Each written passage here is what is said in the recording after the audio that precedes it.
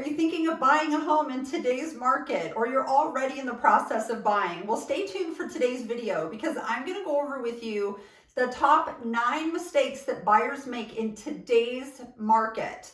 Hi, I'm Kelley Norton, your AZ Realty lady at EXP Realty. Count on me for all things Arizona real estate. So for those of you who don't know me, my name is Kelley Norton. I'm known as the AZ Realty lady, a Valley native right here from Phoenix, Arizona, and a 20-year real estate veteran right here in Phoenix.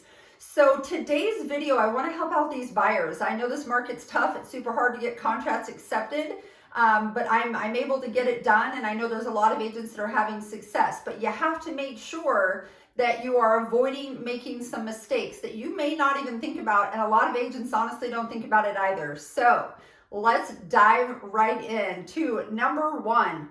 All right, now these are not going to be things that you may think about. These are truly going to be a little deeper dive. So if you're thinking that this is going to be the, hey, get pre-qualified before you go out looking type video, it's not.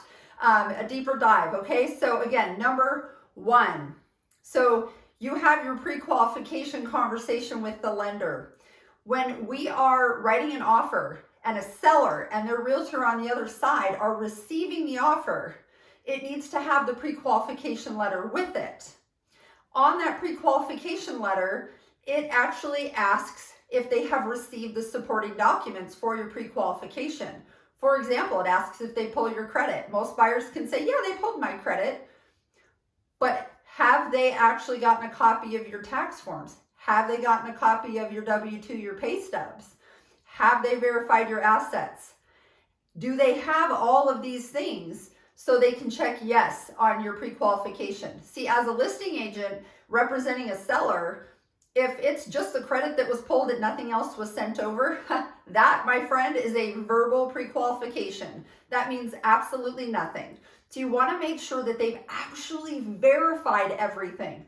They've looked through it. A lot of times what people think they make is not what they actually make. So again, send in the supporting document so that the lender can do an actual pre-qualification.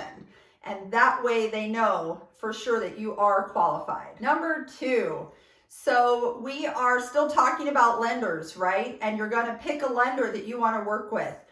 Beware that you are actually picking a lender based on the right information.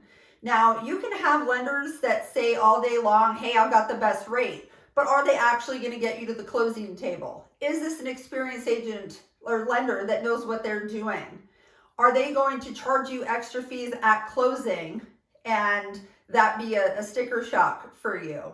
Do they answer their phone on the weekend and in the evenings? Because let me tell you, when you have your offer going in and you're up against a bunch of other offers, if that listing agent is a good listing agent, they're going to call these lenders.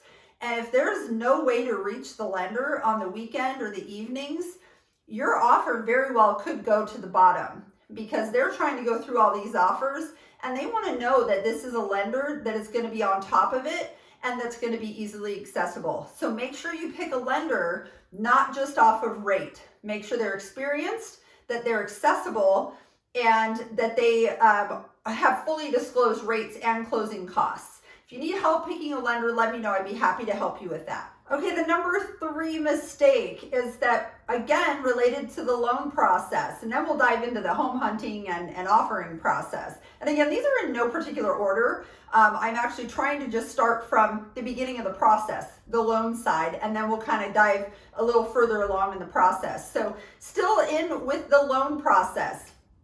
Now, when you are picking your lender and you're talking to the lender, you want to have in mind what you're comfortable with paying and affording. Because see, when lenders do your pre-qualification, they're just going to look at your debt to income, your assets, and they're going to say, oh, you qualify for $700,000. But do you really want a payment that's going to be associated with a $700,000 home? So you want to make sure that you have something in mind that's comfortable. And don't forget, you want to take into account if the home has a pool, your utilities might be a little bit higher, okay? You want to take into account utilities, gas to and from work, and your groceries, your normal expenses. the lender isn't taking into account all of that. They're just looking at their equation and giving you a qualification. So kind of have an idea of what you're comfortable with in your total budget and have your mortgage be included in that. And remember, HOA is actually paid separately from your mortgage payment. So your mortgage is not usually going, when they're giving you an estimate, just make sure they're throwing in the HOA in that calculation so that you're aware of what it is. Okay, so number 4, we're still in the loan process. So the lender is filling out your pre-qualification and they say, hey, how much is the house that you want to make an offer on? And let's say you're going to make an offer at 400 and they write 400, but you're qualified up to 480. This might blow your mind. Don't put the 400, and I'll tell you why. Put yourself in the shoes of a seller for a minute. Seller has 7 offers come over. They have your offer come over. They see a 400 offering price and a 400,000 pre-qualification. What's that seller going to think? They're going to think that's all you qualify for, and you barely qualify.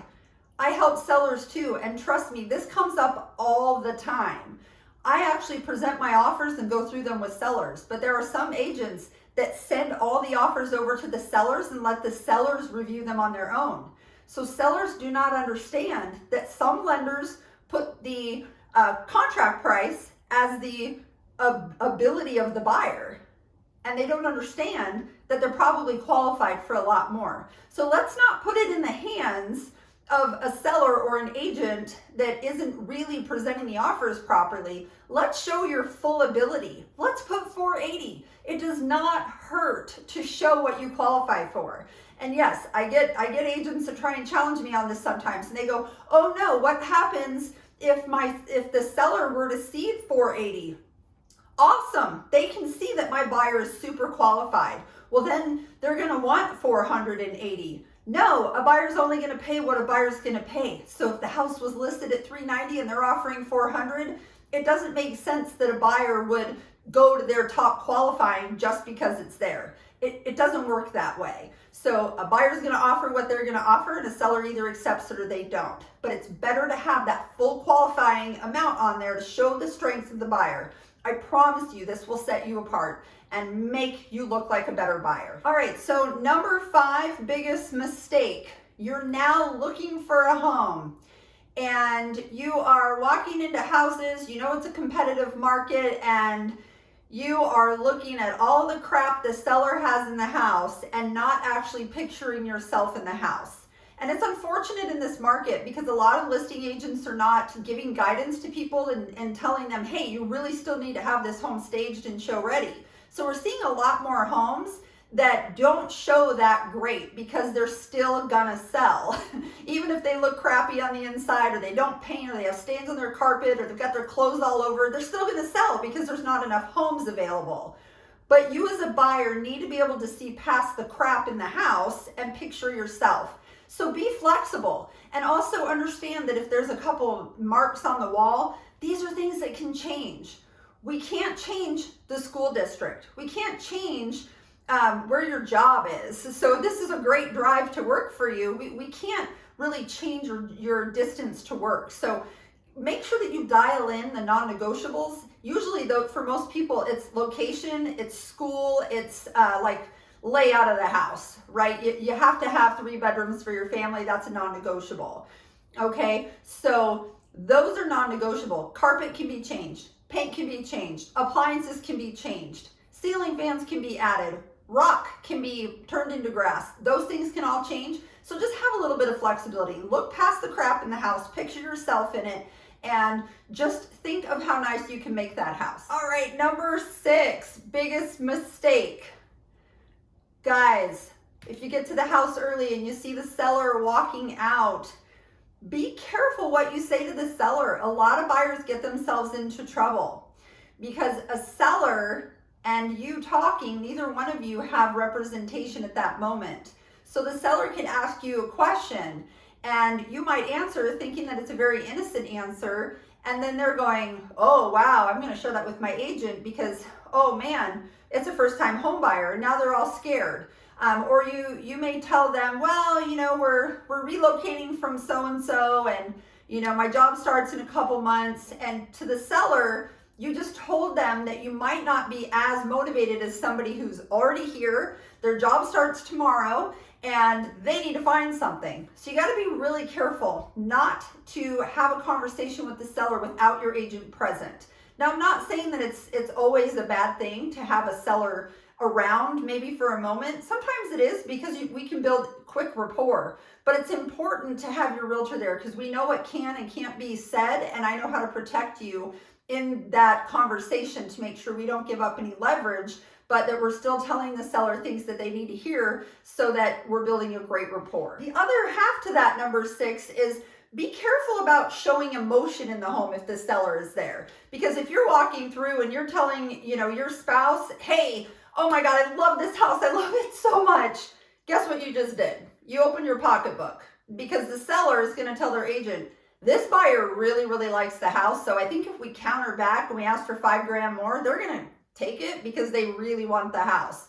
So be careful about showing those emotions. Again, this is all part of being careful about what we say around the sellers. And I will tell you, a lot of people have those Ring cameras. They can hear what you're saying as you're talking outside the house. So please be careful. Be careful what you say in front of the seller, in the home, and in front of the home. Number 7, biggest mistake, has to do with the writing the offer process.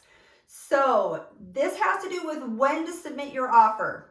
So there can be a little bit of a balancing act and a little trick here. So a lot of people are holding offers over a weekend. So the listing goes on a Thursday and they're not going to accept offers until a Monday. And when I call and ask, on Friday, how many offers do you have? And they say 6 offers.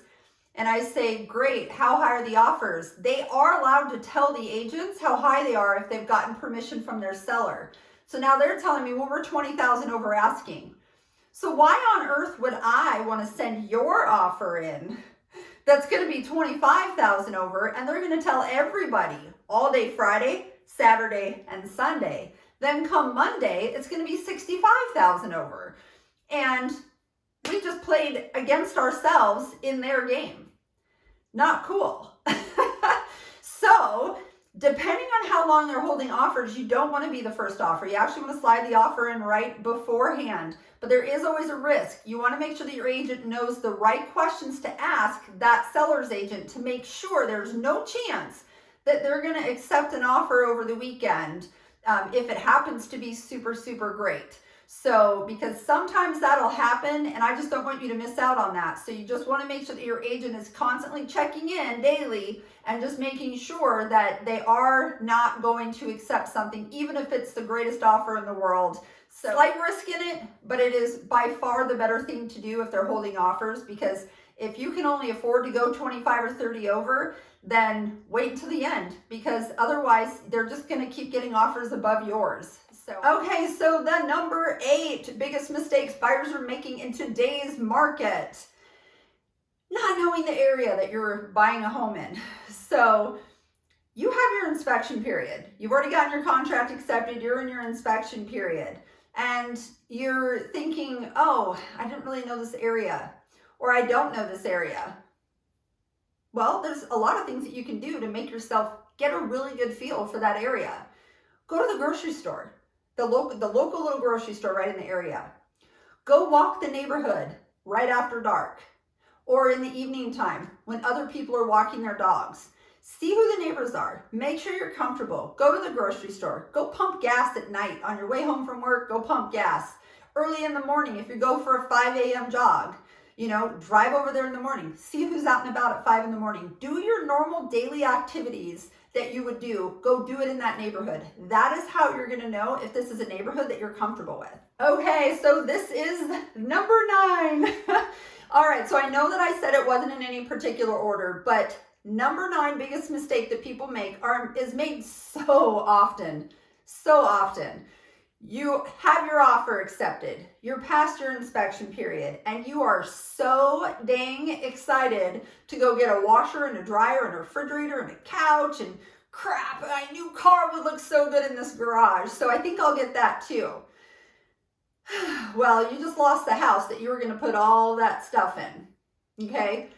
So your lender has to keep you at the same debt to income ratio or better than when they started. And if you start adding debt, applying for credit, that can completely mess up your loan. And if you go and you buy this car and all this stuff, that's considered negligence. So if the seller finds out that that's why you don't qualify, guess what? You lost the house and you lost your earnest money. So avoid that big mistake of going out, buying things, using your reserves, applying for credit, putting things on layaway. Absolutely not. Just keep everything the same. If you feel like you need to buy something or an emergency happens, check with your lender first. All right, well, I really hope that you enjoyed the video, and please go ahead and like the channel, like the video, and share your comments. I'd love your feedback. I'd like to see kind of what might be working for you and your purchasing process, and if there is anything that I can help you with, let me know. I'm here to help, and subscribe to the channel and click the bell. You'll be notified when I put up new videos. Again, guys, thank you so much. I'm Kelley Norton. I help people that look to relocate to or within the Phoenix and surrounding areas. Have an awesome day. Take care.